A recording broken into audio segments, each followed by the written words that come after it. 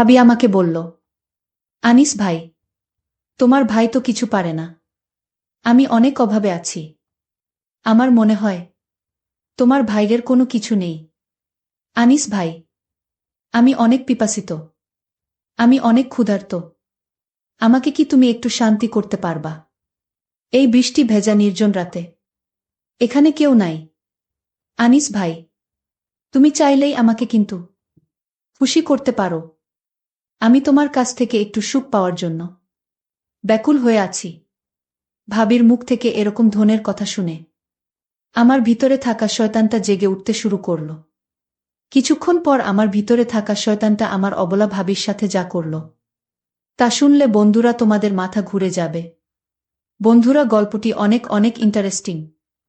আশা করি তোমরা পুরো গল্পটি শুনবা, তাহলে তোমরা অনেক মজা পাবা।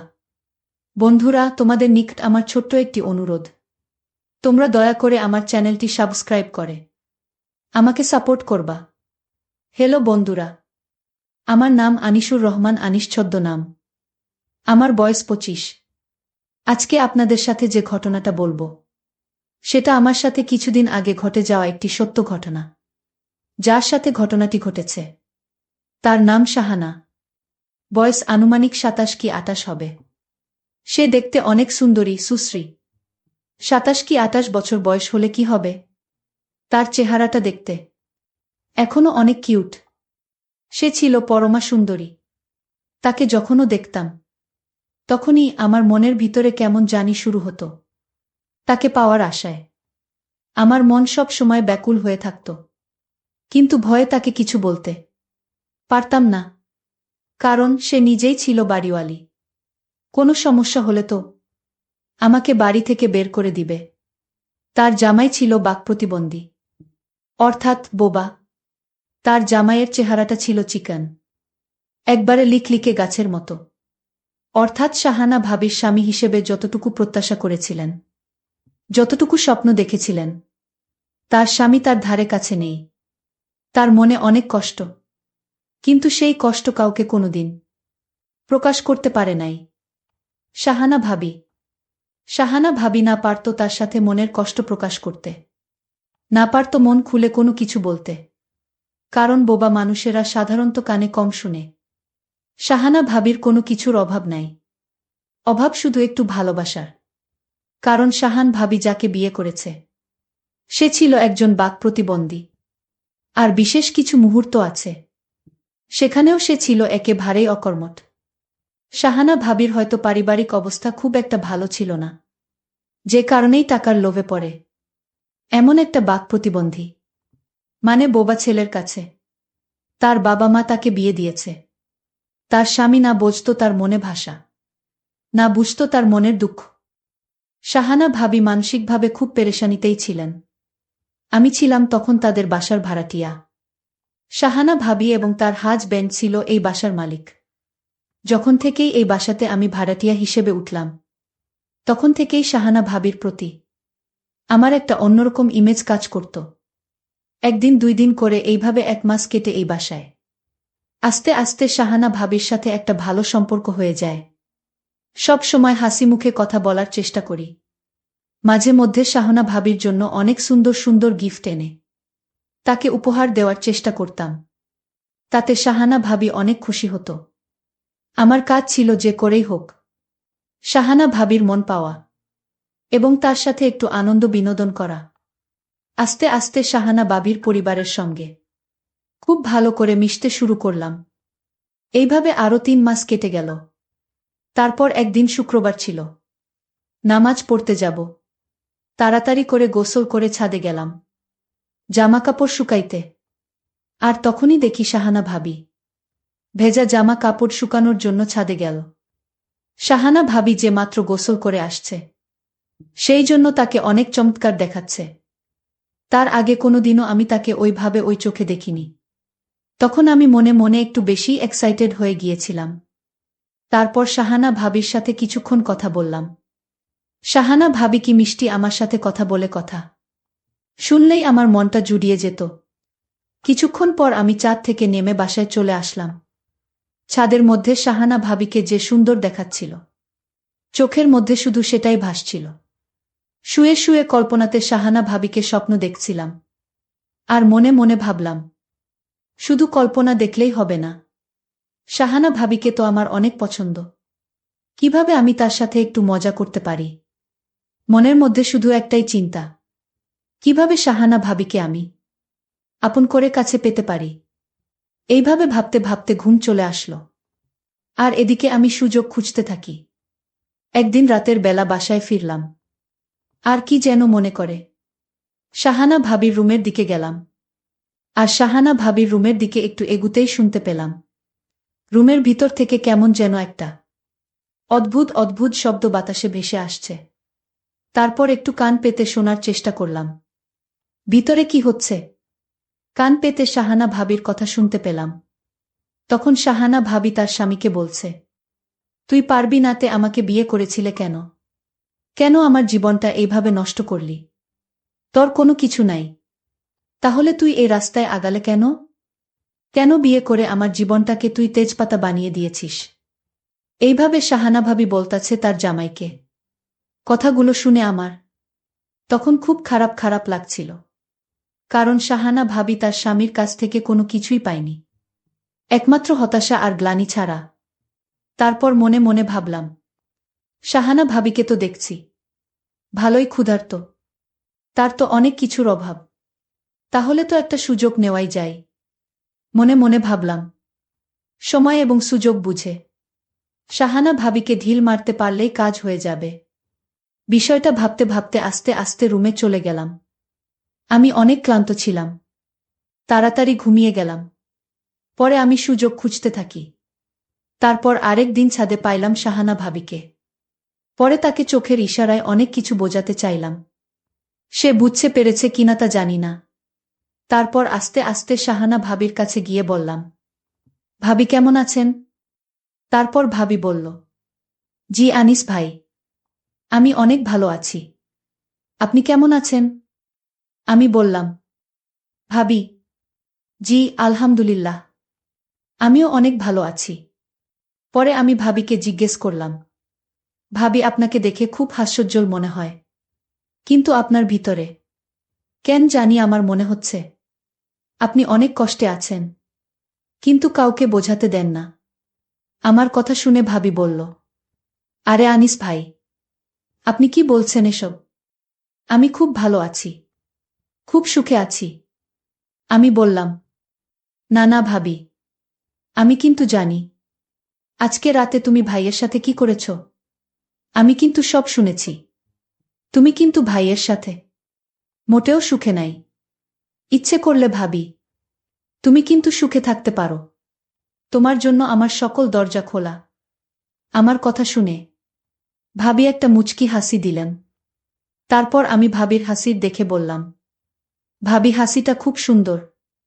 আর ভাবিও একটু খোঁচা দিয়ে বলল, কি ব্যাপার, আমাকে কি পটানো হচ্ছে নাকি?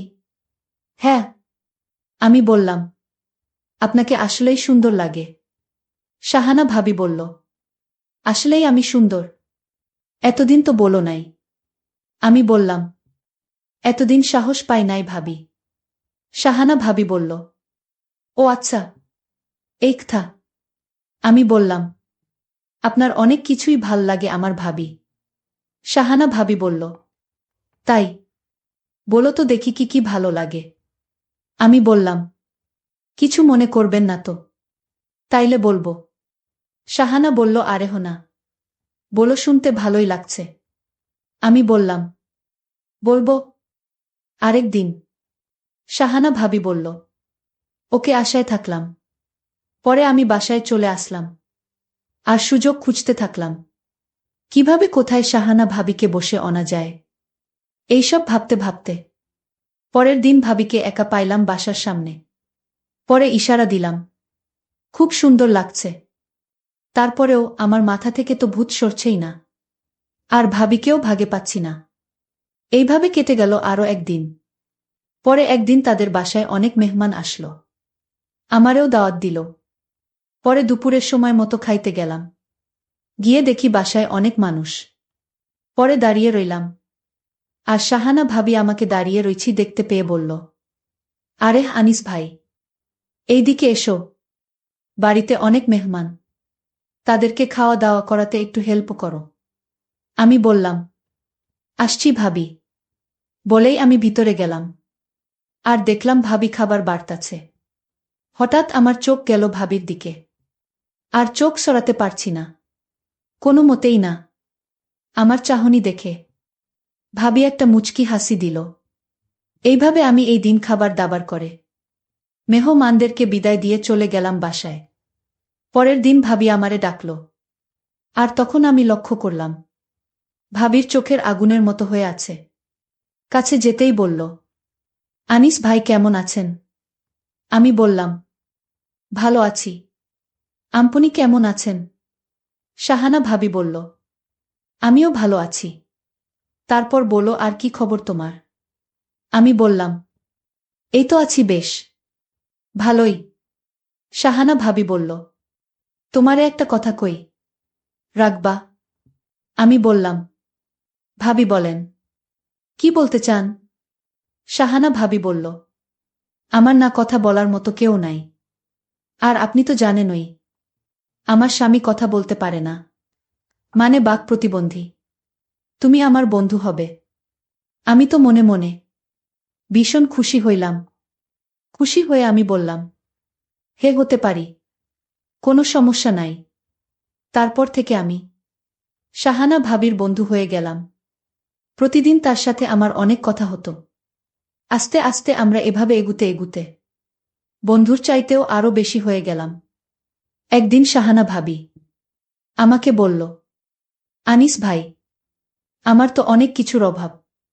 আপনার ভাই বাক প্রতিবন্ধী, সে তো কিছুই পারে না। আপনি যদি আমাকে একটু খুশি করতেন, তাহলে আমার কাছে অনেক ভালো লাগত। আমি বললাম, ভাবি, আপনি কি বলতে চাচ্ছেন? একটু ক্লিয়ার করে বলেন। তারপর ভাবি আমাকে বলল, ভাই আজকের রাত্রে আমাদের বাসায় আইসেন, তাহলে সব বুঝতে পারবেন। আমি তো মনে মনে মহা খুশি। কারণ এত দেখছি মেঘনা চাইতেই জল। ভাবি আমাকে বলল, আনিস ভাই, তোমার ভাই তো কিছু পারে না। আমি অনেক অভাবে আছি। আমার মনে হয় তোমার ভাইয়ের কোনো কিছু নেই। আনিস ভাই, আমি অনেক পিপাসিত। আমি অনেক ক্ষুধার্ত। আমাকে কি তুমি একটু শান্তি করতে পারবা? এই বৃষ্টি ভেজা নির্জন রাতে এখানে কেউ নাই। আনিস ভাই, তুমি চাইলেই আমাকে কিন্তু খুশি করতে পারো। আমি তোমার কাছ থেকে একটু সুখ পাওয়ার জন্য ব্যাকুল হয়ে আছি। ভাবির মুখ থেকে এই রকম ধরনের কথা শুনে আমার ভিতরে থাকা শয়তানটা জেগে উঠতে শুরু করল। ওমা, হঠাৎ করে দেখি ভাবি নিজেই আমার সাথে কেমন জানি আচরণ করতে শুরু করল। আমি তো ভাবির আচরণ থেকে পরই অবাক। ভাবির এইরকম আচরণ দেখে আমার অবস্থা আরও খারাপ হয়ে যেতে লাগল। তারপর বন্ধুরা, ভাবি আমাকে শেষ পর্যন্ত এমন অবস্থা করেছিল যা আমার পরিপূর্ণ নিয়ন্ত্রণের বাইরে চলে গিয়েছিল। নিয়ন্ত্রণ হারিয়ে তারপর ভাবি আর আমি হারিয়ে গেলাম অন্য এক দুনিয়ায়, যেখানে শুধু সুখ আর সুখ। পৃথিবীতে যদি সুখের রাজ্য থাকে, আমার মনে হয় তাহলে সেটাই, যেখান থেকে ফেরত আসতে মন চায় না। তারপরেও প্রকৃতির নিয়মে কিছুক্ষণ চলার পরেই সেই সুখ আর চিরন্তন হয় না, সেটা নষ্ট হয়ে যায়। আবার মানুষ স্বাভাবিক অবস্থায় চলে আসে। সেই সুখটা সব সময় থাকে না, একটা পর্যায়ে এসে নষ্ট হয়ে যায়। আমার অবস্থা তাই হয়েছিল। ভাবি অনেক খুশি হয়েছিল আমার সেই মহাযজ্ঞে। বন্ধুরা, তারপর থেকেই 3 থেকে 4 মাস আমার তার সাথে এরকম পরিস্থিতি হয়েছিল। আমি খুব সুখে আছিলাম, খুব আনন্দে পেয়েছিলাম। বন্ধুরা, সময়টা ছিল আমার কাছে খুবই আনন্দঘন, স্মরণীয়, স্মৃতিযোগ্য। বন্ধুরা, গল্পটি তোমাদের কেমন লাগলো অবশ্যই কমেন্ট করে জানাবে। বন্ধুরা, আজকে এই পর্যন্তই। আবারও আসবো তোমাদের মধ্যে নতুন কোনো গল্প নিয়ে। গল্পটি যদি তোমাদের ভালো লাগে, তাহলে একটি লাইক দাও। প্রতিদিন আমি তোমাদেরকে এই রকম ইন্টারেস্টিং একটা করে নতুন গল্প উপহার দিব। তাই তোমাদেরকে অনুরোধ করে বলছি, তোমরা যদি এই রকম ধরনের ইন্টারেস্টিং গল্প পেতে চাও, তাহলে দয়া করে আমার চ্যানেলটি সাবস্ক্রাইব করো। অবশেষে তোমাদের সকলের সুস্বাস্থ্য কামনা করি। ভিডিওটি দেখার জন্য তোমাদের সকলকে অসংখ্য ধন্যবাদ। আমি যখন 12 ক্লাসে ফেল হলাম, আমার বাবা আমার জন্য একজন শিক্ষক নিযুক্ত করলেন। তিনি যখন থেকে প্রতি সপ্তাহে আমাকে বাড়িতে পড়াতে আসা শুরু করলেন, তখন থেকেই আমার মায়ের আচরণে কিছু পরিবর্তন দেখতে পেলাম, যা আমাকে ভাবিয়ে তুলছিল। শিক্ষক প্রায় কোনো না কোনো অজুহাতে ঘরের বাইরে যেতেন। একদিন আমি আমার মাকে এবং শিক্ষকের দিকে নজর রাখছিলাম। আমার স্যার আমার মায়ের ঘরে ছিল। তারা অনেক হাসাহাসি করে কথা বলছিল। তারপর যা দেখলাম তাতে অবাক হয়ে গেলাম। একদিন যখন মা কাজের জন্য বাইরে গিয়েছিলেন, আমি বাড়িতে তখন একা ছিলাম। আমি টিউশনের জন্য প্রস্তুতি নিচ্ছিলাম। আমি একটি ছোট ফ্রক পরেছিলাম।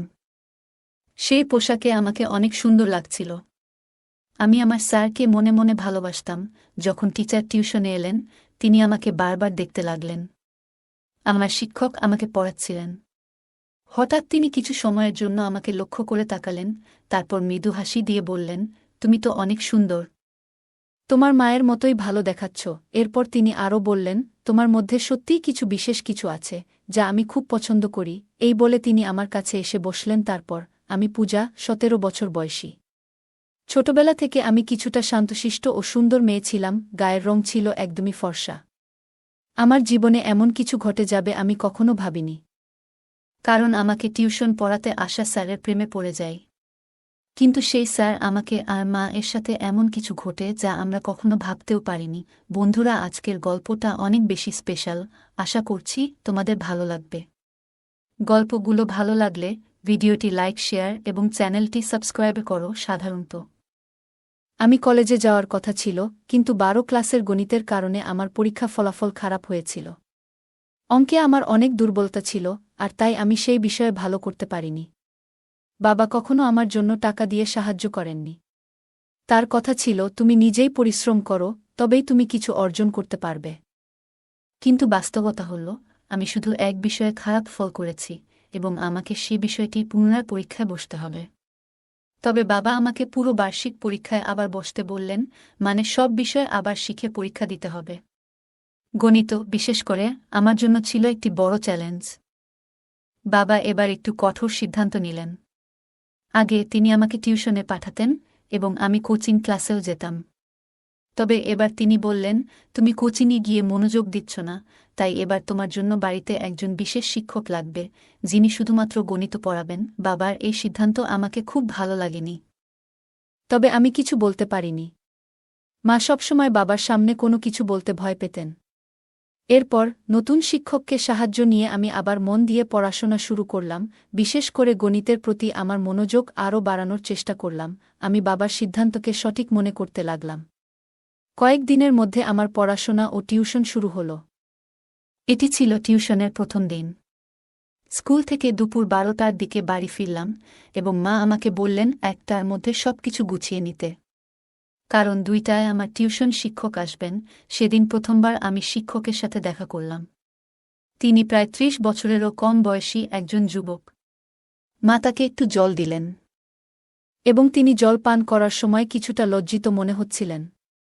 সম্ভবত আমি তার প্রথম ছাত্রী ছিলাম। আমি চাইছিলাম যে আমি গণিত ভালোভাবে শিখি।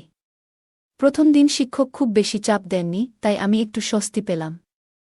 তবে শিক্ষককে দেখে মনে হয়েছিল তিনি খুবই পেশাদার এবং কিছুটা লাজুক প্রকৃতির মানুষ ছিলেন।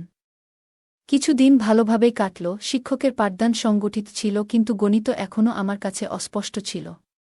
টিউশনের মধ্যে মাঝে মাঝে আমি ঘুমিয়ে পড়তে শুরু করলাম। যখন শিক্ষক পানির জন্য ঘর থেকে বের হতেন, তখন হঠাৎ করে আমার ঘুম চলে আসত এবং আমি 1 থেকে 2 ঘন্টা ঘুমিয়ে থাকতাম। শিক্ষক কখনোই আমার এ বিষয়ে কিছু বলেননি বা মার কাছে অভিযোগ করেননি। আমি বুঝতে পারছিলাম যে শিক্ষক সত্যিই ভালো, কিন্তু আমার ঘুমানোর পর অন্য জায়গায় কিছু ঘটছিল যা আমার অজানাই ছিল। মা এবং শিক্ষকের মধ্যে কিছু চলছে, কিন্তু তাতে আমার দৃষ্টি পড়ছিল না। আমি কিছুই বুঝতে পারছিলাম না। আমার চোখের আড়ালে কিছু একটা ঘটছিল। একদিন টিউশন চলাকালীন হঠাৎ করে আমার কাশি হতে লাগল এবং তা বন্ধ হতে চাইছিল না। আমার কাশি করতে দেখে শিক্ষক আমার পিঠে হাত দিলেন। কাশির শব্দ মায়ের কাছে পৌঁছালে তিনি তাড়াতাড়ি জল নিয়ে এলেন। সেই সময়েও আমি শিক্ষকের উপর নজর রেখেছিলাম। মায়ের হাত থেকে পানির গ্লাস যখন শিক্ষক নিলেন তখন তাদের হাত একসাথে লাগার মতো হল। এটি দেখে একটু অস্বস্তি অনুভব করলাম এবং কেন জানি মায়ের উপর রাগও হচ্ছিল। তখন আমার মনে কি চলছে তা আমি নিজেই বুঝতে পারছিলাম না। পরবর্তীতে শিক্ষক আমাকে নিজের হাত দিয়ে পানি দিলেন। তিনি আমার কাছাকাছি আসছিলেন এবং আমার মধ্যে এক অদ্ভুত অনুভূতি শুরু হল। এই অনুভূতিগুলি কি তা আমি জানি না, সে সময় আমি এটি ঠিকভাবে বুঝতে পারিনি। পরের দিন স্কুলে গিয়ে বিরতির সময় আমার দেখা হয় আমার বন্ধু তানিয়ার সঙ্গে। তানিয়া আমার পুরনো বন্ধু এবং আমরা দুজনেই 12 ক্লাস পর্যন্ত একসাথে পড়েছি। সে আমার মতো ফেল করেনি, তাই কলেজে ভর্তি হয়েছে। সেদিন আমি তানিয়াকে একটি ছেলের সাথে দেখলাম। আমি জিজ্ঞেস করলাম, তুমি সবসময় এই ছেলের সাথে সময় কাটাও কেন? সে উত্তর দিল, এটা আমার বয়ফ্রেন্ড। তার উত্তর শুনে আমি তাকে বোঝাতে লাগলাম, তানিয়া, এত কম বয়সে এসব তোমার জন্য ঠিক নয়। প্রেমের জন্য হয়তো এখনো সময় রয়েছে। তখন তানিয়া হেসে বলল, পূজা, কলেজ লাইফ তো এসবই করার জন্য। কলেজে যাওয়া মানেই এরকম কিছু। আমি যদিও কলেজে ছিলাম না, তবুও মনে হতে লাগল যে বয়ফ্রেন্ড থাকা জরুরি। তানিয়া বলল, দেখো, কলেজে প্রায় সব মেয়েরই বয়ফ্রেন্ড আছে। তুমি এখনও স্কুলে, তাই হয়তো বয়ফ্রেন্ড গার্লফ্রেন্ড সম্পর্কের ব্যাপারে তোমার ধারণা খুব স্পষ্ট নয়। আমি বুঝানোর চেষ্টা করছিলাম যে এটি সঠিক নয়, কিন্তু এর মধ্যে সে হেসে বলল, তাহলে কি তোমারও কোনো বয়ফ্রেন্ড আছে? তার এই প্রশ্নে কিছুটা বিব্রত হয়ে আমি বললাম, না। আমার কিছুটা ধীরতা দেখে তানিয়া বলল, পূজা, তুমি 12 ক্লাসে পড়ছ বটে, কিন্তু তা বলে তোমার বয়স তো আমার সমান। যদি তোমারও কারো সাথে বন্ধুত্ব করার ইচ্ছা থাকে, তাহলে মনে রাখবে, এটা শুধু কলেজের জন্য নয়। যদি কাউকে ভালো লাগে তবে তার সাথে কিছু সময় কাটাতে ভয় পাবে না। তানিয়ার কথাগুলো আমাকে ভাবাতে লাগল। মনে হল, যদিও আমি কলেজে নেই, তবুও আমার বয়স এমন যে আমি এসব অভিজ্ঞতা নিতে পারি। সে তখন বলল, যদি তোমার কারোর সাথে বন্ধুত্ব করতে হয়, তাহলে আমি তোমাকে আমার বয়ফ্রেন্ডের এক বন্ধুর সাথে পরিচয় করিয়ে দিতে পারি। আমি সঙ্গে সঙ্গে জানিয়ে দিলাম, না, আমি সেই জন্য প্রস্তুত নই। কারণ আমার বয়সের ছেলেদের প্রতি আমার বিশেষ আগ্রহ ছিল না। গত কিছুদিন ধরে আমার নজর কেবল আমার টিউশন টিচারের প্রতি ছিল। কখনো কখনো অনিচ্ছাকৃতভাবে টিচারের হাত আমাকে স্পর্শ করলে এক ধরনের অনুভূতি আমার মনে জেগে উঠত।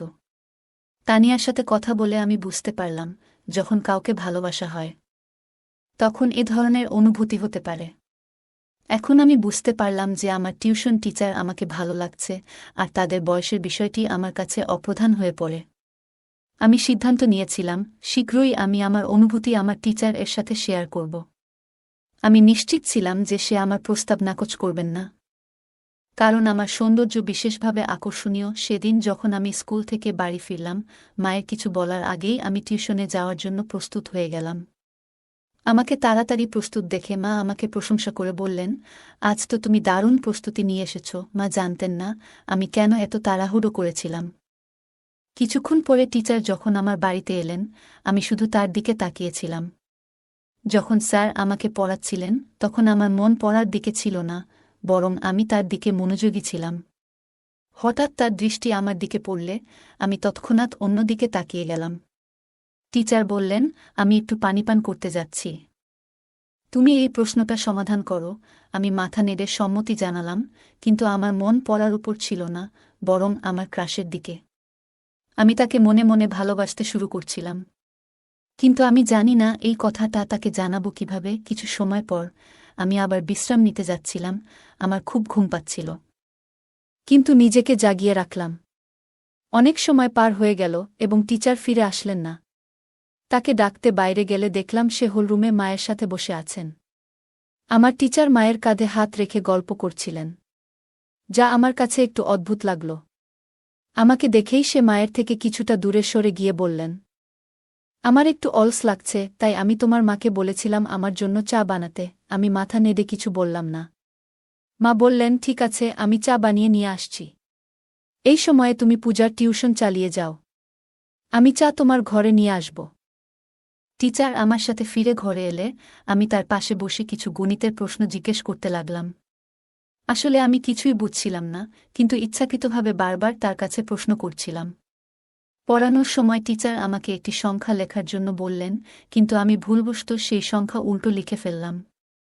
টিচার ভাবলেন আমি ভালো করে লিখতে পারছি না, তাই তারা আমার হাত ধরলেন এবং আমাকে সঠিকভাবে লিখতে শেখানোর চেষ্টা করলেন। সে যখন আমার হাত ধরেছিল এবং লেখার পদ্ধতি বুঝাচ্ছিলেন, তখন আমার মনে এক অদ্ভুত খুশির অনুভূতি হচ্ছিল। আমার প্রিয় ব্যক্তি আমার খুব কাছাকাছি ছিলেন এবং আমি তার দিকে হাসিমুখে তাকিয়েছিলাম। তখনই মা চা নিয়ে ঘরে এলো। মা দেখামাত্রই টিচার আমার থেকে একটু দূরে সরে গেলেন, যেন মা তাকে শাসন করার জন্য এগিয়ে আসছেন। আমি মা এবং টিচারের সম্পর্কের দিকে বেশি লক্ষ্য করছিলাম না। আমার মন ছিল একমাত্র টিচারের দিকে, ভাবছিলাম কিভাবে তাকে আরও বেশি আকৃষ্ট করতে পারব, কিভাবে আমি তাকে আমার মনের কথা বলতে পারব। পরের দিন টিউশনের মাঝে টিচার আবার পানি খাওয়ার জন্য বেরিয়ে গেলেন। অনেক সময় হয়ে গেছে, কিন্তু টিচার ফিরে আসছিলেন না। তাকে খুঁজতে আমি ঘর থেকে বেরিয়ে গেলাম। সেই দিন তারা হলরুমে নেই। মনে মনে ভাবতে লাগলাম তারা আবার কোথায় গেল। আমি মায়ের ঘর থেকে কথাবার্তার শব্দ শুনতে পেলাম। আমি ধীরে ধীরে মায়ের ঘরের কাছে গেলাম এবং দেখলাম দরজা একটু খোলা। দেখলাম টিচার মায়ের সঙ্গে সেখানে বসে আছেন এবং তারা একে অপরের খুব কাছে। টিচারের একটি হাত মার কাঁধে ছিল। এই দৃশ্য দেখে আমি অত্যন্ত হতবাক হলাম, কারণ আমি দেখলাম আমার মা আমার পছন্দের ব্যক্তির সাথে সময় কাটাচ্ছেন। সেই মুহূর্তে আমার মন ভরে গেল রাগে। আমি দ্রুত কিচেন থেকে একটি কাচের গ্লাস জল নিয়ে এসে মার ঘরের সামনে গ্লাসটি জোরে ফেলে দিলাম। ওই শব্দে তারা দুজনই তৎক্ষণাৎ বাইরে এসে পড়লেন।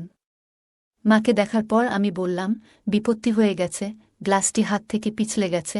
কিন্তু টিচার উল্টো প্রশ্ন করে বললেন, তুমি এখানে কি করছ?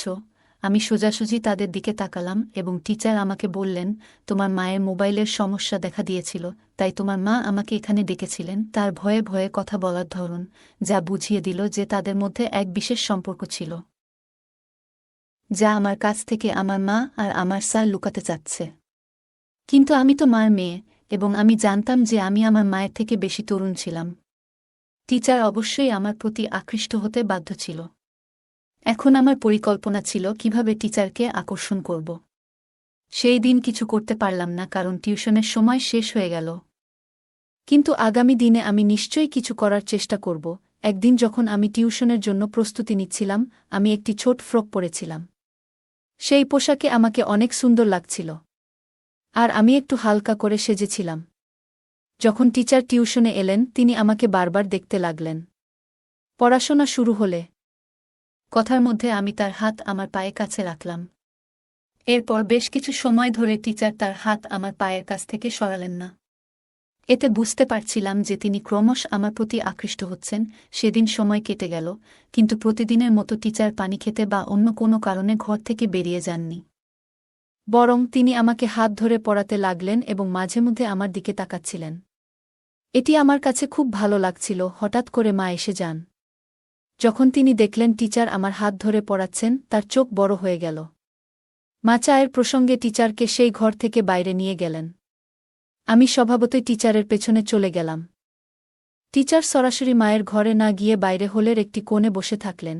মা আমাকে কিচেনে নিয়ে গিয়ে গম্ভীরভাবে বলতে লাগলেন, তুই আর ছোট নেই, এইভাবে অচেনা মানুষের সামনে ছোট পোশাকে ঘুরে বেড়াতে তোর কিছু মনে হয় না? তিনি বললেন, এটি আমার প্রথম এবং শেষ সতর্কতা। মার গম্ভীর মুখের দিকে তাকিয়ে আমার মনে হল তিনি সত্যিই চিন্তিত। আমি চেষ্টা করছিলাম যেন তিনি সতী সাবিত্রী যেভাবে থাকেন, কিন্তু তার বিয়ে হয়ে গেলেও তিনি একজন যুবকের সাথে সময় কাটাচ্ছেন। আমি তখন এমন পোশাক পরেছিলাম যা মায়ের কাছে অশালীন লেগেছিল। যখন আমি কিছু বলতে যাচ্ছিলাম, ঠিক তখনই বাইরে থেকে বাবা ডাকলেন। সেদিন বাবা আগে বাড়ি এসেছিলেন। বাবার ডাক শোনার পর মা এক গ্লাস জল নিয়ে বাইরে চলে গেলেন। সেদিন রাতের ঘটনাগুলি আর কেউ জানত না। ঘুমানোর আগে আমি মায়ের কাছে ক্ষমা চাইলাম এবং বললাম, মা, আমি ভবিষ্যতে স্যারের সামনে এমন কিছু করব না। পরের দিন টিউশনের সময় আসার আগে মা বাজারে যাওয়ার জন্য বেরিয়ে গেলেন। আমি রাতের ক্ষমা চাওয়ার মাধ্যমে মায়ের বিশ্বাস অর্জন করতে চেয়েছিলাম যে আমি আর স্যারের সামনে এমন আচরণ করব না। সাধারণত রবিবারে বাজার হয় এবং মা সবসময় বাজারে যেতেন। আমি ভাবলাম, যদি মা আমার এবং স্যারের মধ্যে কিছু সন্দেহ করেন তবে তিনি বাজারে যাবেন না। তাই আমি আগে থেকেই তাকে সঠিকভাবে বোঝানোর চেষ্টা করলাম, যাতে তার মনে সন্দেহ দূর হয়। আর যেন বাজারে চলে যান। মা বাজারে চলে যাওয়ার পর আমি এবং স্যার বাড়িতে একা ছিলাম। তখন অচিরেই টিচার আমার হাত ধরে আমাকে গণিত পড়াতে শুরু করলেন। তিনি বললেন, আমি জানি তুমি ইচ্ছা করে গণিতে ভুল লিখছিলে, যাতে আমি তোমার হাত ধরতে পারি। তার কথা শুনে আমি হাসতে লাগলাম। তারপর তিনি বললেন, পূজা, তুমি খুব সুন্দর। কি তোমার ধারণা আমি তোমার দিকে নজর দিইনি?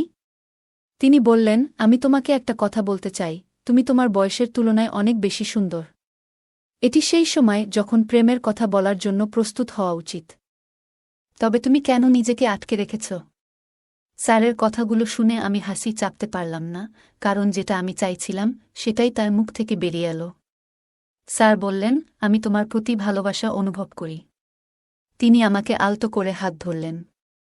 আমি জিজ্ঞেস করলাম, স্যার, কি সত্যিই আপনি আমার প্রতি প্রেম অনুভব করেন? আমিও আপনাকে ভালোবাসি।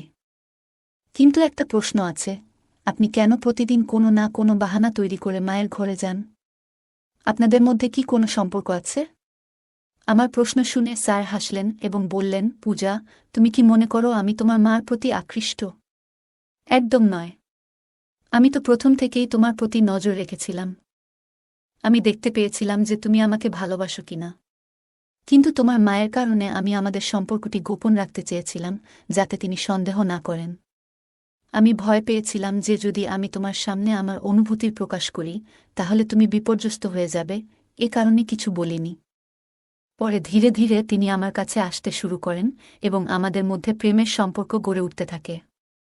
হঠাৎ করে আমার ঘরের দরজা জোরে খুলে যায় এবং সেখানে মা চলে আসেন। তাকে দেখে আমি একটু অবাক হলাম, কিন্তু একই সঙ্গে জানতাম যে আমি কোনো ভুল করছি না।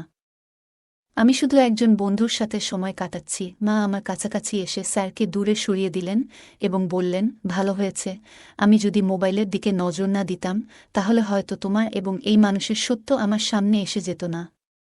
ব্যাগে মোবাইল না থাকার কারণে আমাকে আবার বাড়িতে ফিরতে হলো।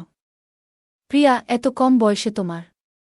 আমি জানি আমি গতকালই তোমাকে সতর্ক করেছিলাম, কিন্তু আজকে তুমি আবার সেই অবস্থায় পৌঁছে গেছ। স্যার মার সামনে আমাকে ভুল প্রমাণিত করার চেষ্টা করছেন। স্যার মাকে বললেন, বেশ কিছু দিন ধরে তোমার মেয়ে বেশ কিছু অদ্ভুত কাজ করছে। আজকে সে নিজেই আমার সঙ্গে এই বিষয়গুলো নিয়ে আলোচনা করতে এসেছে। মাকে বলতে দেখার পর আমি বাধা দিলাম এবং বললাম, মা, এই লোকটির কথায় বিশ্বাস করো না। আমি তোমার শপিং ব্যাগে থেকে তোমার মোবাইল বের করেছিলাম, যাতে তুমি অর্ধেক পথে ফিরে এসে সত্যটা জানতে পারো। এটি আমি ইচ্ছাকৃতভাবে করেছি, যাতে তুমি বুঝতে পারো এই ব্যক্তির আসল চেহারা কি। আমি বললাম, এই টিউশন শিক্ষক আমাদের বাড়ির 2 মহিলার সঙ্গে এক ধরনের অসৎ ব্যবহার করছে। তুমি তার প্রেমে পড়তে পারো, কিন্তু আমি না। আমি কয়েকবার তোমাদের দুজনকে একসঙ্গে দেখেছি। তাই আমি এই সব ঘটনাকে সাজিয়েছি, যাতে তোমার কাছে এই লোকটির সত্যি মুখোশ খুলে দিতে পারি। যখন স্যার পড়াতে আসেন, ঠিক তখন আমি মায়ের মোবাইলে ভিডিও রেকর্ডিং শুরু করে দিই এবং সেটি ঘরের এক কোণে রাখি। যে কোনো কিছু তিনি মায়ের সম্পর্কে বলতেন, সবকিছু সেই মোবাইলে রেকর্ড হয়ে গিয়েছিল। যখন মা সেই ভিডিওটি দেখলেন, তিনি বুঝতে পারলেন যে স্যার তাদের সাথে প্রতারণা করছেন। মা সেই নালায়েককে পুলিশে দেওয়ার হুমকি দিলে তিনি সেখান থেকে পালিয়ে গেলেন। এরপর মা বললেন, পূজা, আমি অনেক ভুল করেছি, আমি জানি। কিন্তু আমি কি করব? তোমার বাবা আমাকে তেমন সময় দেন না। যেদিন তোমার টিউশন শিক্ষক বাড়িতে এসেছিল, সেদিন থেকেই তার সাথে আমার কথা বলা শুরু হয়। তখন আমি মনে করেছিলাম সে আমার মন বুঝতে শুরু করেছে। তার মিষ্টি কথায় আমি এমনভাবে আবদ্ধ হয়ে পড়েছিলাম যে তার স্বার্থপর প্রেমকে আমি সত্যিকারের মনে করতে শুরু করেছিলাম। আমি তো এতটাই তার প্রেমে মজেছিলাম যে তোমার কথা পর্যন্ত ভুলে গিয়েছিলাম। মা আরও বললেন, আমি সেই নালায়েকের সাথে বিয়ে করার কথা ভাবছিলাম, কিন্তু জানতাম না যে তার তোমার প্রতি এমনই ঘৃণ্য দৃষ্টি রয়েছে। সে আমার সাথে প্রেমের নাটক করে, কিন্তু তোমার সাথেও সময় কাটানোর চেষ্টা করছিল, এটি আমি বুঝতে পারিনি। তোমার বাবা সব কিছু করেন, যখন আমি যা কিছু চাই তা দেন, কিন্তু শুধু অর্থ দিয়ে একটি সম্পর্ক চলে না। ভালোবাসা ও মতবিনিময়ও প্রয়োজন। কিন্তু আমাদের মধ্যে তো এসব কিছুই ছিল না। এই কারণে যখন আমাকে অন্য একজনের কাছ থেকে একটু ভালোবাসা পেলাম, আমি তাতেই গা ভাসিয়ে দিলাম। আমি সত্যি খুব বড় একটি ভুল করেছি। মা যে ভুল বুঝতে পেরেছিলেন। আমিও স্যারের প্রেমে পাগল হয়ে পড়ছিলাম। কারণ আমার বন্ধুরা, তানিয়া, আমাকে নেতিবাচক বিষয়গুলো সম্পর্কে ভালোভাবে শিক্ষা দিয়েছিল। তানিয়া আমাকে প্রেমের প্রকৃতি সম্পর্কে জানিয়েছিল। কিছুদিন পর সে আমাকে তার ব্রেকআপের গল্প শুনিয়েছিল, যেখানে তার আগে প্রেমিক মিষ্টি কথাবার্তার মাধ্যমে তার কাছে নেতিবাচক আচরণ করেছে এবং পরে সমস্ত সম্পর্ক ছিন্ন করে ফেলে। যে মেয়ে আমাকে প্রেমের অর্থ বোঝালো, সেই মেয়ে আমাকে প্রেম এবং প্রতারণার মধ্যে পার্থক্য বোঝাতে সাহায্য করেছিল। তানিয়া যা জানিয়েছিল তা শুনে আমি সতর্ক হয়ে উঠলাম, এবং এই কারণে আমি মা এবং নিজেকে ওই নালাজুক টিউটরের নজর থেকে রক্ষা করতে পারলাম। ওই ঘটনায় মা আমার সঙ্গে প্রতিজ্ঞা করেছিলেন যে তিনি আর কাউকেই তার অনুভূতি শেয়ার করবেন না। আমিও ঠিক করেছি যে আমি কাউকে অপ্রয়োজনীয় বিষয়গুলোতে জড়িয়ে পড়ব না। আমি মনোযোগ দিয়ে পড়াশোনা করব এবং বাবার স্বপ্ন পূরণ করব। প্রিয় বন্ধুরা, এটা মনে রাখা জরুরি যে জীবনের একজন সঙ্গীর ভালোবাসা কেবল অর্থের উপর নির্ভর করে না। সময় মতো সঙ্গীকে সময় দেওয়া এবং তাদের অনুভূতিগুলো বোঝা জীবনের একটি মৌলিক প্রয়োজন। প্রত্যেক সঙ্গীকে এটি বুঝতে হবে, নইলে যদি হঠাৎ কোনো তৃতীয় ব্যক্তির সামনে আপনার অনুভূতি প্রকাশ করেন, তাহলে ওই ব্যক্তি এটি সুবর্ণ সুযোগ হিসেবে নিতে পারে। ভালোবাসা পাওয়ার জন্য কিছু কথা বলাটা গুরুত্বপূর্ণ, কিন্তু এটি কোনো যুদ্ধ নয়, বরং সঙ্গীর প্রতি সত্যিকারের ভালোবাসা।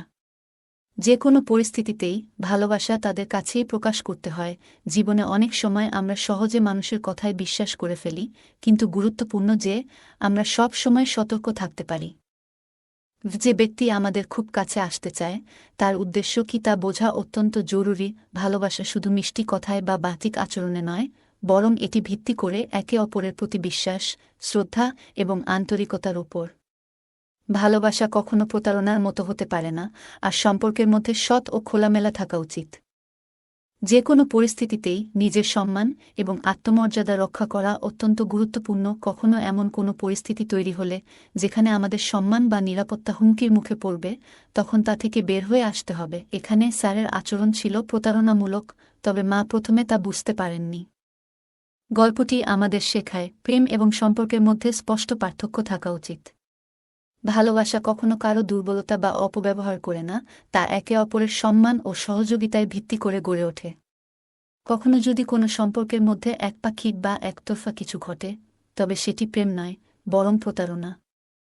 গল্পের শেষে মা ও পূজা একসঙ্গে সিদ্ধান্ত নিয়েছিল যে তারা আর কাউকেই নিজেদের জীবনে সময় দিতে বা তাদের অনুভূতিতে জায়গা দিতে চাইবে না, যারা তাদের নিরাপত্তা বা মনের শান্তিকে ক্ষতিগ্রস্ত করতে পারে।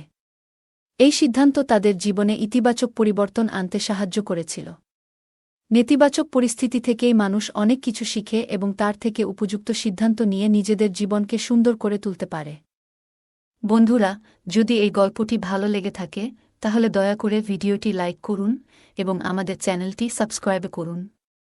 পাশে থাকা বেল আইকনটি প্রেস করুন, যাতে করে আমরা যখনই নতুন ভিডিও আপলোড করি, তার নোটিফিকেশন সবার আগে আপনার কাছে পৌঁছে যায়। ধন্যবাদ, দেখা হবে আমাদের পরবর্তী ভিডিওতে। প্রতিদিন রাতে আমার দেবরের ঘর থেকে বিভিন্ন আবেগপূর্ণ আওয়াজ শোনা যেত। সেই আওয়াজগুলো শুনে আমার মনেও এক অদ্ভুত কৌতূহল সৃষ্টি হতো। একদিন কৌতূহল সামলাতে না পেরে আমি তাদের ঘরের জানালার কাছে গিয়ে সবকিছু দেখতে শুরু করলাম। সেই মুহূর্তে যা দেখলাম তাতে আমার মন অবাক হয়ে গিয়েছিল। তখন দেবরকে দেখে আমার হৃদয়েও এক অদ্ভুত অস্থিরতা সৃষ্টি হয়েছিল। সেই অভিজ্ঞতা আমাকে ভীষণভাবে নাড়া দিয়েছিল। এখনও সেই মুহূর্ত আমার মনের গভীরে জায়গা করে আছে এবং তা আমি সহজে ভুলতে পারছি না। সবকিছু দেখে আমার আবেগকে নিয়ন্ত্রণ করা খুব কঠিন হয়ে গিয়েছিল। তখন আমি একটি সিদ্ধান্ত নেই। সেদিন বাড়িতে অন্য কেউ ছিল না। রাতে আমি ভাবির বিশেষ পোশাক পরে দেবরের ঘরে চলে যাই। তারপর রাত গভীর হলে দেবর আমাকে তার হ্যালো বন্ধুরা, আমার নাম প্রিয়া। আমি দেখতে খুবই সাধারণ হলেও আমার জীবন একটু অন্যরকম। আমি একটি মধ্যবিত্ত পরিবারে জন্মেছি। ছোটবেলায় গ্রামে থাকতাম, যেখানে মানুষজন নিজেদের জীবনের নানা ঘটনা খুব খোলামেলাভাবে বলত। তখন আমার বয়স ছিল মাত্র 17 বছর। আমাদের মহল্লার মহিলারা নিজেদের জীবনের গল্প বলতে ভালোবাসত। এইসব গল্প শুনতে শুনতে আমার জীবনের পথও বদলে গিয়েছিল। তবে সেই রাতটি ছিল আমার জীবনের এক নতুন অধ্যায়ের সূচনা। আমি ছোট থেকেই কিছু বিষয় নিয়ে অনেক প্রশ্ন করতাম। আমাদের পাড়ার মহিলারা নিজেদের ব্যক্তিগত জীবনের বিষয়গুলো নিয়ে এমন খোলামেলা কথা বলত যে তা শুনলে আমার খুব অস্বস্তি হতো। আমি ভাবতাম, স্বামী স্ত্রীর মধ্যে যা কিছু হয় তা তো একান্ত ব্যক্তিগত, এগুলো নিয়ে এত আলোচনা করার কি প্রয়োজন? এই ধরনের কথা শুনে আমি প্রায়ই সেখান থেকে সরে যেতাম। আমাদের পরিবারে আমরা 4 জন ছিলাম, আমি, আমার মা বাবা এবং বড় ভাই। আমার ভাইয়ের বিয়ে হয়েছিল ঠিক 1 বছর আগে। আমার ভাবি ছিলেন খুব ভালো মনের মানুষ, কিন্তু তাকে কখনো নিজের ব্যক্তিগত বিষয় নিয়ে প্রকাশ্যে আলোচনা করতে দেখিনি। আমি নিজেও শিক্ষিত ছিলাম এবং সবসময় ভাবতাম কিছু বিষয় ব্যক্তিগত রাখা উচিত। এরপর সময় কেটে গেল এবং একদিন আমার বাবা আমার জন্য একজন পাত্র ঠিক করলেন। পাত্র ছিলেন আমাদের গ্রামেরই একজন। নাম ঈশান। তিনি শিক্ষিত ছিলেন এবং শহরে একটি কোম্পানিতে চাকরি করতেন। ঈশানের পরিবারে তার মা এবং ছোট ভাই ছিলেন। তার ছোট ভাই কৃষিকাজ করতেন এবং কুস্তি লড়তে পছন্দ করতেন। আমার বাবার সিদ্ধান্তে আমার বিয়ে ঠিক হলেও আমাকে পাত্রকে দেখার অনুমতি দেওয়া হয়নি। আমি এতে খুব চিন্তিত ছিলাম, কিন্তু বাবার কথার বাইরে যাওয়া সম্ভব ছিল না। 1 মাসের মধ্যেই আমাদের বিয়ে সম্পন্ন হয়। বিয়ের দিন পর্যন্ত আমি আমার স্বামীকে দেখিনি। বিয়ের পর শ্বশুরবাড়ি গিয়ে দেখি পুরনো একটি ইটের বাড়ি, যার মধ্যে একটি ছোট উঠোন আর 4টি ঘর ছিল। সেই বাড়িতে একটিমাত্র বাথরুম ছিল। বিয়ের প্রথম দিনগুলোর সেই স্মৃতি এখনও আমার মনে খুব স্পষ্ট। জীবনের এই পরিবর্তন আমাকে এক নতুন অধ্যায় নিয়ে গিয়েছিল। আমার বিয়ে হয়ে গেছে এবং আমি এখন নতুন বাড়িতে আছি। বাড়িটি ছিল খুব সাধারণ। যেখানে একটি মাত্র বাথরুম ছিল যা সবাই ব্যবহার করত। যদিও শুরুতে সবকিছু অস্বস্তিকর মনে হচ্ছিল, আমি মেনে নিয়েছিলাম যে এখন থেকে এটাই আমার নতুন জীবন। পুরো দিনটি নানা কাজে কেটে গেল। রাতে যখন সময় এগিয়ে এলো, আমি আমার ঘরে বসেছিলাম। আজ ছিল আমার বিয়ের প্রথম রাত, আর আমি আমার স্বামী ঈশানের জন্য অপেক্ষা করছিলাম। কিছুক্ষণ পর তিনি ঘরে এলেন, হাতে 1 গ্লাস দুধ নিয়ে। তখনই আমি প্রথমবারের মতো তাকে ভালোভাবে দেখলাম। ঈশান দেখতে খুব সাধারণ ছিলেন, পাতলা গড়ন এবং একটু দুর্বল বলে মনে হচ্ছিল। প্রথমে আমি একটু হতবাক হয়েছিলাম, কারণ আমি তার সম্পর্কে বেশি কিছু জানতাম না। তবে আমি নিজেকে শান্ত করলাম এবং ভাবলাম, হয়তো সময়ের সাথে সবকিছু বদলাবে। অনেক পুরুষই বিয়ের পর শারীরিক ও মানসিকভাবে ভালো হয়ে ওঠে। ঈশান আমার কাছে এসে বসে বললেন, প্রিয়া, তুমি আমার জীবনের সবচেয়ে সুন্দর উপহার। তোমার মতো জীবনসঙ্গী পাওয়ার স্বপ্ন আমি দীর্ঘদিন ধরে দেখেছি। আজ সেটা পূরণ হল। তিনি আমার দিকে দুধের গ্লাস বাড়িয়ে দিয়ে বললেন, এটা পান করো। আমি একটু লজ্জা পেয়ে বললাম, আপনি আগে খান, তারপর আমি খাব। তিনি হেসে গ্লাস থেকে 1 চুমুক নিলেন এবং তারপর আমাকে দিলেন। সেই মুহূর্তে আমার মনে হল, এই নতুন জীবনে আমি ধীরে ধীরে মানিয়ে নেব। ঈশান প্রথমেই দুধের গ্লাস থেকে 1 চুমুক নিলেন, তারপর আমার দিকে এগিয়ে দিলেন। আমি বাকি দুধ পান করলাম। তার এই আচরণে আমার মনে ভালো লাগার অনুভূতি জন্ম নিল। তখন তার ব্যবহার আমাকে সত্যিই মুগ্ধ করেছিল। কিছুক্ষণ পর ঈশান আমার হাত ধরে আমাকে কাছে টেনে নিলেন। আমার মনে এক অদ্ভুত উত্তেজনায় ভরে উঠেছিল। কিন্তু আচমকা তিনি নিজেকে দূরে সরিয়ে নিয়ে ঘুমানোর জন্য শুয়ে পড়লেন। আমি খুবই বিভ্রান্ত হয়ে পড়লাম। আজ ছিল আমাদের বিয়ের প্রথম রাত এবং আমি এই রাতকে বিশেষভাবে মনে রাখার মতো করে কাটানোর স্বপ্ন দেখেছিলাম। কিন্তু সেই স্বপ্ন মুহূর্তেই ভেঙে গিয়েছিল। আমি বিছানায় শুয়ে রইলাম আর চিন্তা করতে লাগলাম। কিছুক্ষণ পর দেখলাম ঈশান গভীর ঘুমে তলিয়ে গেছেন। আমি তখন নিজেকে শান্ত রাখার চেষ্টা করলাম, তবে মনকে স্থির করতে পারছিলাম না। কখন যে ঘুমিয়ে পড়েছিলাম তা বুঝতে পারিনি। সকালে ঘুম ভাঙতেই দেখলাম সূর্যের আলো ঘর ভরে গেছে। আমি উঠে বাথরুমে গিয়ে ফ্রেশ হলাম। তারপর বাইরে এসে দেখি আমার ছোট ভাবি বাসন মাজছেন। আমি তার পাশে গিয়ে সাহায্য করতে লাগলাম। ভাবি মুচকি হেসে বললেন, প্রিয়া ভাবি, কাল রাতে কেমন কাটল? নিশ্চয়ই খুব আনন্দময় ছিল, তাই না? জাটজিকে বেশি বিরক্ত তো করেননি, বলেই তিনি হাসতে লাগলেন। তার কথা শুনে আমি এক মুহূর্তে নির্বাক হয়ে গেলাম। কি উত্তর দেব তা ভেবে পেলাম না। আমার ভাবির কথাগুলো শুনে মনে একটু অস্বস্তি হচ্ছিল, কিন্তু আমি তার কোনো উত্তর দিলাম না, বরং তার সঙ্গে হেসে হেসে কথা চালিয়ে যেতে থাকলাম। তখন আমি ভাবিকে জিজ্ঞাসা করলাম, তোমার বিয়ে আগে কিভাবে হলো? ঈশান ভাই তো মুবিন ভাইয়ের থেকে বড়। তাই না? ভাবি একটু হাসি দিয়ে বললেন, জাটজি বিয়ের বিষয়ে একেবারেই আগ্রহী ছিলেন না। শাশুড়ির জোরাজুরিতে তার বিয়ে হয়েছিল। তার কথা শুনে আমি একটু থমকে গেলাম। কথাগুলো শুনে মনে হলো যেন আমার স্বামীর মধ্যে কিছু অভাব রয়েছে। কিন্তু আমি কোনো মন্তব্য করলাম না। আমরা তখন বাসন মাজছিলাম এবং এর পাশাপাশি গল্প করছিলাম। এমন সময় ভাবির ছোট ছেলের কান্নার শব্দ ভেসে এলো। তিনি তাড়াতাড়ি বললেন, প্রিয়া ভাবি, এই বাসনগুলো তুমি একটু দেখে নিও। আমি ছেলেকে সামলে আসি, এই বলে তিনি ছেলের দিকে চলে গেলেন। আমি একা বসে থেকে কাজ করতে লাগলাম আর ভাবছিলাম নতুন সংসারের প্রতিটি দিন হয়তো আমাকে এমন অজানা গল্পের মুখোমুখি করবে। বাড়ির কাজগুলো ধীরে ধীরে শিখে নিচ্ছিলাম। একদিন সকালে বাথরুম থেকে ফিরে রান্নাঘরে গেলাম। সেখানে দেখি শাশুড়ি সবজি কেটে নিচ্ছেন। আমাকে দেখে তিনি বললেন, বুমা, সবজি তো কেটে দিয়েছি, এবার তুমি সবার জন্য চা বানিয়ে দাও। আমি তাড়াতাড়ি চা বানিয়ে সবার হাতে তুলে দিলাম। এরপর ভাবির সঙ্গে রান্নায় সাহায্য করতে শুরু করলাম। এভাবেই 10 দিন কেটে গেল। তবে প্রতিদিন রাতে আমি একই হতাশার মুখোমুখি হতাম। আমার স্বামীকে আমি জিজ্ঞাসা করতাম, তুমি কেন এমন করছ? কেন আমাকে সময় দিচ্ছ না? কিন্তু তিনি কোনো উত্তর দিতেন না। মুখ ফিরিয়ে শুয়ে পড়তেন। আমি অনেক চেষ্টা করতাম নিজেকে সামলে রাখার। আমার মনের ভেতর যন্ত্রণা বাড়তে থাকলেও কাউকে কিছু বলার সাহস করতাম না। কিছুদিন পর আমার স্বামী শহরে তার কাজের জন্য চলে গেলেন। আমি তাকে থামানোর চেষ্টা করিনি। কিন্তু মনে একটাই প্রশ্ন ছিল, কেন এই সম্পর্ক এমন হচ্ছে? প্রত্যেক নারী তার স্বামীর কাছ থেকে ভালোবাসা ও যত্ন আশা করে। সংসার সুখে চলার জন্য শুধু অর্থ বা খাবার যথেষ্ট নয়। স্বামী স্ত্রীর মধ্যে এমন কিছু অনুভূতি থাকে যা একজন নারীর মনে সুখ ও পরিপূর্ণতার অনুভূতি নিয়ে আসে। কিন্তু আমার স্বামীর মধ্যে সেই চেষ্টার অভাব আমি স্পষ্ট দেখতে পাচ্ছিলাম। আমি চুপচাপ সময় কাটিয়ে দিলাম আর মনে মনে ভাবলাম, হয়তো সময়ের সাথে সবকিছু ঠিক হয়ে যাবে। বিয়ে করার পর প্রত্যেক মেয়ে ভাবে তার নতুন সংসার তার জীবনের সবচেয়ে সুখময় অধ্যায় হবে। আমিও তাই ভেবেছিলাম। কিন্তু সময়ের সঙ্গে সঙ্গে বুঝলাম, আমার স্বপ্নগুলো এক এক করে ভেঙে যাচ্ছে। আমার স্বামী ঈশান কাজের জন্য শহরে চলে গেলেন। আমি চুপচাপ তাকিয়ে রইলাম, মনে হচ্ছিল যেন জীবনের সব আশা ধীরে ধীরে ফুরিয়ে যাচ্ছে। শ্বশুর বাড়িতে আমি একাই 6 মাস কাটিয়ে দিলাম। এই 6 মাসে আমার স্বামী মাত্র 10 দিনের জন্য বাড়ি এসেছিলেন, তাও যেন তার মধ্যে কোনো আগ্রহ ছিল না। আমার মন ভেঙে যাচ্ছিল, কিন্তু কাউকে কিছু বলতে পারিনি। নিজেকে শান্ত রাখার চেষ্টা করছিলাম। তবে এ সময় এক বিষয় খুব খারাপ লাগত। আমার ছোট ভাবিকে দেখে আমার মনে ঈর্ষা হতো। তার স্বামী একজন পরিশ্রমী কৃষক এবং শারীরিকভাবে খুবই শক্তিশালী। তাদের দাম্পত্য জীবন সুখে ভরা ছিল। একদিন আমি শাশুড়িকে বললাম, মা, আমি একবার আমার বাপের বাড়ি যেতে চাই। তিনি অনুমতি দিলেন। পরদিন সকালে আমার দেবর আমাকে বাপের বাড়ি পৌঁছে দিয়ে নিজে আবার ফিরে গেলেন। বাপের বাড়িতে পৌঁছানোর পর মা ও ভাবি আমার কাছে জানতে চাইলেন, শ্বশুরবাড়ি কেমন? তোমার সেখানে সময় ভালো কাটছে তো? আমি চুপ করে রইলাম। কি বলবো বুঝতে পারছিলাম না। আমার মনের কষ্ট কাউকে বোঝাতে পারছিলাম না।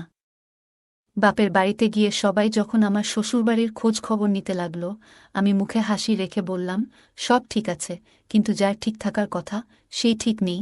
এ কথা কারো সঙ্গে বলার সাহস হয়নি। আমি জানতাম এ কথা বললে সবাই কেবল হাসবে। ধীরে ধীরে আমি বাপের বাড়ির মহিলাদের সঙ্গে বসতে শুরু করলাম। তারা নিজেদের জীবনের নানা অভিজ্ঞতা, বিশেষত স্বামী স্ত্রীর সম্পর্কের বিষয়ে খোলাখুলি কথা বলত। আমি তাদের কথা মন দিয়ে শুনতাম, কিন্তু কিছুই বলতাম না। আমার তো বলার মতো কিছুই ছিল না। ওই মহিলারা এমনভাবে তাদের গল্প বলত, যেন সবকিছুই খুব স্বাভাবিক। তাদের কথায় আমার মন কখনো দোলা দিয়ে উঠত, কখনো সইতে না পেরে ব্যথিত হতো। আমি ভাবতাম, ইস, আমার স্বামী যদি আমাকে এভাবে ভালোবাসত। কিন্তু বাস্তবতা ছিল ভিন্ন। আমার মনের ভেতরে যে পরিবর্তন হচ্ছিল তা আমি নিজেও টের পাচ্ছিলাম। বাপের বাড়িতে কাটানো 1 মাসে তাদের কথাগুলো আমার মনে গেঁথে গিয়েছিল। আমি অনুভব করছিলাম, আমিও আমার স্বামীর সঙ্গে এক সুন্দর সম্পর্ক চাই, যেখানে ভালোবাসা ও অনুভূতির গভীরতা থাকবে। হঠাৎ একদিন আমার দেবর এসে বলল, চলুন, আপনাকে শ্বশুরবাড়ি নিয়ে যেতে হবে। মা বাবা আনন্দের সঙ্গে আমাকে বিদায় দিলেন। আমি আবার আমার শ্বশুরবাড়ি ফিরে এলাম। কিন্তু ফিরে দেখলাম আমার স্বামী তখনও শহরে। বাড়িতে ফিরে আসি, মনটা একটু বিষণ্ণ ছিল। তখন গরমকাল চলছিল এবং এই গরমে ঘরে ঘুমানোর সময়ও তাপমাত্রা অসহ্য লাগছিল। এক রাতে, রাত প্রায় 1টার দিকে, বাথরুমে যাওয়ার জন্য আমি ঘুম থেকে উঠি। দেবরের ঘরের পাশ দিয়ে যাওয়ার সময় আমি একটা অদ্ভুত আওয়াজ শুনতে পাই। প্রথমে কিছুই বুঝতে পারছিলাম না, কেন এমন শব্দ হচ্ছে। আমার কৌতূহল বাড়তে থাকে এবং আমি তাদের ঘরের জানালার পাশে গিয়ে একটু উকি দেই। ঘরে হালকা আলো জ্বলছিল, পাখা চলছিল এবং জানালাগুলো খুলে রাখা ছিল তীব্র গরমের কারণে। যে দৃশ্য দেখলাম তা আমার মনের গভীরে একটা ঝড় তুলে দিল। আমি ভেতরে থেকে অবাক হয়ে ভাবছিলাম, কিভাবে এমন একটা দৃশ্য আমাকে প্রভাবিত করতে পারে। নিজের ভেতরে ভীষণ অপরাধবোধ কাজ করছিল, যেন আমি এমন কিছু দেখেছি যা আমার দেখা উচিত ছিল না। আমি সঙ্গে সঙ্গে সেখান থেকে সরে আসি, বাথরুমে যাই এবং তারপর আমার ঘরে ফিরে এসে শুয়ে পড়ি, কিন্তু আমার চোখে আর ঘুম নেই। বিছানায় শুয়ে শুয়ে আমি শুধু ভাবছিলাম, কেন আমি এমন অনুভব করছি। আমার মনকে বারবার বোঝানোর চেষ্টা করছিলাম যে এই ভাবনাগুলো ঠিক নয়। এভাবেই ধীরে ধীরে আমার জীবনের প্রতিদিনের গল্প এগিয়ে যেতে থাকে। এমন ঘটনা প্রায়ই ঘটছিল। তার কিছুদিন পর আবার আমি সেই একই ঘটনার সম্মুখীন হই। সন্ধ্যার গরম আবহাওয়ায় বাড়ি ভেতরে থাকলেও ঘুমাতে অসুবিধা হচ্ছিল। এক রাতে ঘুম ভেঙে আমি বাইরে এসে বাগানের পাশ দিয়ে হাঁটছিলাম। হঠাৎ একটি ঘরের কাছ থেকে অদ্ভুত শব্দ শুনতে পাই। আমি বুঝতে পারছিলাম না যে এটি কী কারণে হচ্ছে। কৌতূহলী হয়ে আমি জানালার দিকে এগিয়ে যাই। জানালা থেকে ভেতরে উকি দিয়ে দেখি ঘরে হালকা আলো জ্বলছিল এবং পাখা চলছিল। দৃশ্যটি দেখে আমি অবাক হয়ে যাই। দৃশ্যটি আমার মনের গভীরে এক অদ্ভুত অনুভূতি সৃষ্টি করে। আমি দ্রুত সেখান থেকে সরে আসি এবং নিজের ঘরে ফিরে যাই। সকাল হলে আমি আমার ছোট ভাবিকে দেখি একটু অস্বাভাবিকভাবে হাঁটছেন। আমি তার দিকে তাকিয়ে হেসে বললাম, কী ব্যাপার? মনে হচ্ছে শরীরটা ভালো নেই। তিনি লজ্জা পেয়ে বললেন, হ্যাঁ, বোন, একটু কোমরে ব্যথা হচ্ছে। আমি মজা করে বললাম, দেখি, তোমার স্বামী যেন তোমাকে একটু বেশিই ভালোবাসে। তিনি লজ্জায় মৃদু হেসে বললেন, বুঝলে দিদি, আমার স্বামী দিনভর মাঠে কাজ করে এত পরিশ্রম করেও রাতে আমাকে সময় দেয়। আমি বলি, একটু ক্লান্তি নিয়ে বিশ্রাম নাও। কিন্তু সে বলে, তোমাকে ভালোবাসা ছাড়া আমার দিন শেষ হয় না। এখন আমি কি করি বলো? তার এই কথা শুনে আমার মনে এক ধরনের ঈর্ষা কাজ করল। তবে নিজের আবেগগুলো চেপে রেখে আমি তাকে সান্ত্বনা দিলাম। সেই দিনই তার মায়ের বাড়ি থেকে ফোন এলো। তার মা অসুস্থ, ফলে তাকে সেখানে যাওয়ার জন্য প্রস্তুতি নিতে হল। পরের দিন সকালে আমার ছোট ভাবি তার মায়ের বাড়ি যাওয়ার জন্য প্রস্তুতি নিচ্ছিলেন। যাওয়ার সময় তিনি আমাকে বললেন, দিদি, তোমার দেওর আজ সন্ধ্যায় ফিরে আসবে। দয়া করে রাতের জন্য তার জন্য দুধ গরম করে দিয়ে দিও। আমাকে 1 মাস মায়ের কাছে থাকতে হবে। আমি হেসে বললাম, তুমি নিশ্চিন্তে যাও, আমি তার ভালোভাবে যত্ন নেব। সন্ধ্যায় দেবর বাড়ি ফিরল। রাতের খাবার শেষে সবাই যার যার ঘরে চলে গেল। আমি দেবরের জন্য দুধ গরম করলাম এবং তার ঘরে গিয়ে দিলাম। ঘরে ঢুকে দেখি হালকা আলো জ্বলছে আর সে বিছানায় শুয়ে আছে। আমি দুধের গ্লাসটা টেবিলের উপর রেখে বাইরে চলে এলাম। ঘরে ফিরে এসে মনটা অস্থির হয়ে উঠল। সেই মুহূর্তে দেখা দৃশ্য এবং নিজের অনুভূতিগুলো মনের গভীরে ছাপ ফেলে দিল।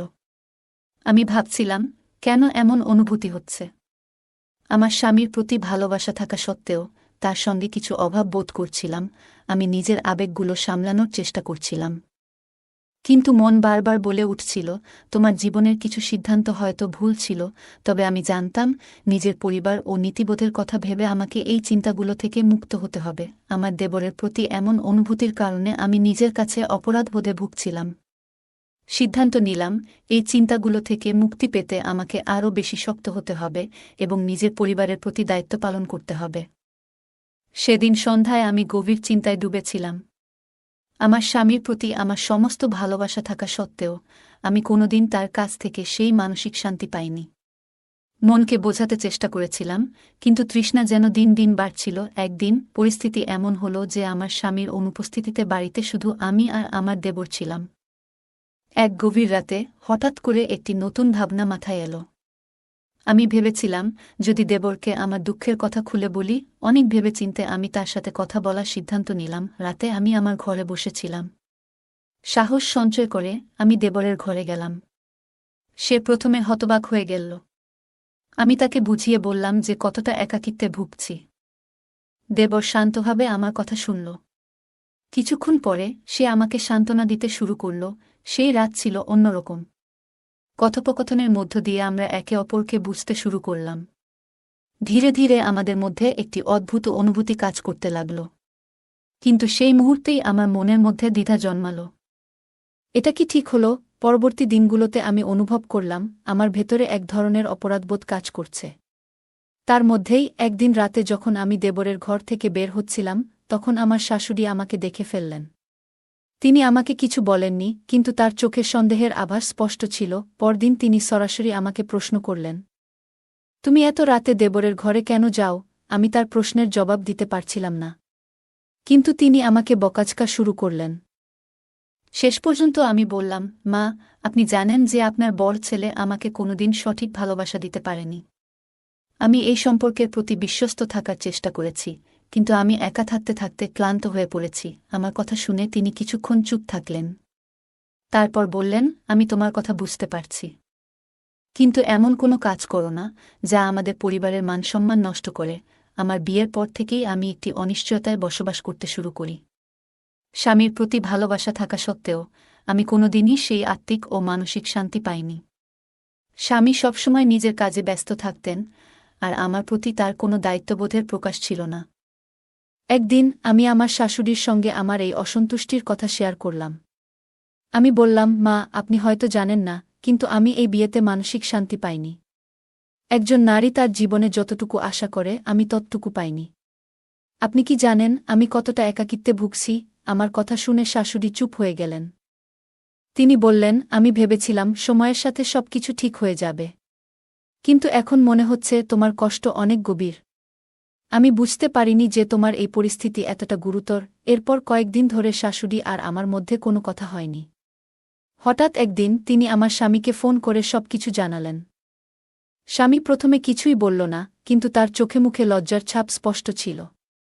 সেই রাতে আমি সিদ্ধান্ত নিলাম যে এই সম্পর্ক থেকে বেরিয়ে আসব। পরদিন সকালে আমি আমার ব্যাগ গুছিয়ে নিজের বাড়ি ফিরে এলাম। বাড়িতে পৌঁছে আমি আমার মনের সব কথা আমার মা এবং বড় ভাবির কাছে বললাম। তারা আমার দুঃখ শুনে খুবই মর্মাহত হলেন। ভাবি শাশুড়িকে ফোন করে আমার পরিস্থিতি নিয়ে কথা বললেন এবং তাদের সিদ্ধান্তের সমালোচনা করলেন। এরপর আমার পরিবার সিদ্ধান্ত নিল যে আমার জন্য একটি নতুন জীবন শুরু করা উচিত। কিছুদিন পর আমার ভাই এবং বাবা একটি নতুন সম্পর্কের প্রস্তাব নিয়ে এলেন। একজন সুদর্শন এবং সদয় স্বভাবের মানুষ আমার জীবনে এলো। আমার জীবনে অনেক ওঠাপড়ার পর অবশেষে একটি নতুন অধ্যায় শুরু হয়। আমার বিয়ে হয়েছিল একজন দয়ালু এবং দায়িত্বশীল মানুষ, আমনের সঙ্গে। আমনের প্রথম স্ত্রী 6 মাস আগে এক মর্মান্তিক দুর্ঘটনায় মারা যান। তার পরিবারে তার মা-বাবা এবং ছোট একটি বোন ছিল, যে খুবই মিষ্টি স্বভাবের। আমার বিয়ের 15 দিনের মাথায় আমি নতুন শ্বশুরবাড়িতে প্রবেশ করি। আমন একজন সৎ এবং প্রতিষ্ঠিত মানুষ। তিনি তার অফিসে উচ্চপদে কাজ করেন। তার ভালোবাসা এবং যত্নে আমার মনে শান্তি আসতে শুরু করে। আমার শ্বশুরবাড়ির মানুষগুলোও আমাকে খুব স্নেহ করতেন। ধীরে ধীরে আমার পুরনো জীবনের দুঃখগুলোকে ভুলে গিয়ে আমি নতুন জীবনে মেতে উঠি। আমার স্বামী আমার প্রতি সবসময় যত্নশীল ছিলেন এবং আমাকে সেই ভালোবাসা দিয়েছিলেন যা একজন স্ত্রী তার স্বামীর কাছ থেকে আশা করে। আমিও তাকে পুরো মন থেকে ভালোবাসতে শুরু করি। জীবনের নতুন অধ্যায়ে এসে আমি উপলব্ধি করলাম, যখন জীবনে প্রকৃত ভালোবাসা এবং সঠিক দিক নির্দেশনা থাকে, তখন কোনো ভুল পথে হাঁটার প্রয়োজন হয় না। আমি সুখের জীবন কাটাতে শুরু করলাম এবং আমার ভেতরের সমস্ত হতাশাকে পেছনে ফেলে দিলাম। মানুষের জীবনে প্রতিটি স্বপ্ন পূরণের জন্য সঠিক সময় এবং সুযোগ দরকার। একজন নারীর জীবনে বিয়ে একটি নতুন আশা নিয়ে আসে, কিন্তু সেই আশা যদি পূর্ণ না হয় তখন সে এক ধরনের ভাঙন অনুভব করে। অনেক সময় পরিস্থিতি মানুষকে ভুল পথে নিয়ে যায়, তবে এটা মনে রাখা উচিত, সঠিক সিদ্ধান্তই জীবনকে সুন্দর করে তুলতে পারে। অনেক সময় পরিস্থিতি মানুষকে ভুল পথে নিয়ে যেতে পারে, কিন্তু সঠিক সিদ্ধান্ত নিলে সেই ভুল পথ থেকে বেরিয়ে আসা সম্ভব। এটি দেখায় যে ভুল কখনো চূড়ান্ত নয়, বরং এটি সংশোধনের সুযোগ দেয়। গল্পের চরিত্রটি তার নিজের উপর বিশ্বাস রেখে নতুন জীবনের জন্য প্রস্তুতি নিয়েছে। এটি আমাদের শেখায় যে নিজের প্রতি বিশ্বাস এবং আত্মবিশ্বাস জীবনকে এগিয়ে নিয়ে যায়। গল্পটি আমাদের জীবনের নানা দিক সম্পর্কে নতুন উপলব্ধি দেয় এবং অনুপ্রেরণা যোগায়। এটি দেখায় যে সঠিক দৃষ্টিভঙ্গি এবং দৃঢ় মনোবল থাকলে যে কোনো চ্যালেঞ্জকে জয় করা সম্ভব। বন্ধুরা, এই ছিল আমাদের আজকের গল্প। আপনাদের গল্পটি কেমন লাগলো জানাতে ভুলবেন না। আপনাদের প্রতিটি কমেন্ট আমাদের উৎসাহ দেয়। গল্পটি ভালো লাগলে লাইক, শেয়ার এবং সাবস্ক্রাইব করতে ভুলবেন না। ধন্যবাদ।